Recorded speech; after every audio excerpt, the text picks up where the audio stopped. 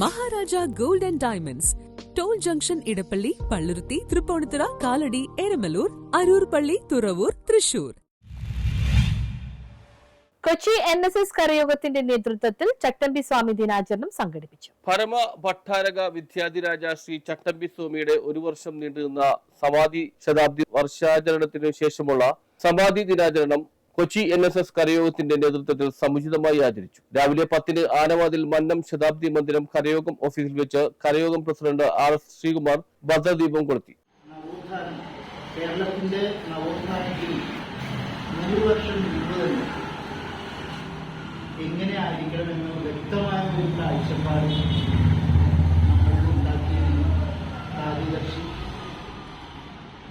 ചട്ടമ്പി സ്വാമി 100 വർഷം തന്നെ മുമ്പ് അദ്ദേഹം കൊണ്ടുവന്ന ചില കാര്യങ്ങൾ ഇന്നും നടപ്പിൽ വരുത്താനായിട്ട് പറ്റിയിട്ടില്ല. എല്ലാവർക്കും വിദ്യാഭ്യാസം എന്നുള്ളത് അദ്ദേഹത്തിന്റെ പ്രധാന ലക്ഷ്യമാണ്. അതുപോലെ അന്നത്തെ കാലത്ത് ബ്രാഹ്മണ മേധാവിത്വ രീതിയിൽ ശബ്ദം ഉയർത്തിക്കൊണ്ടാണ്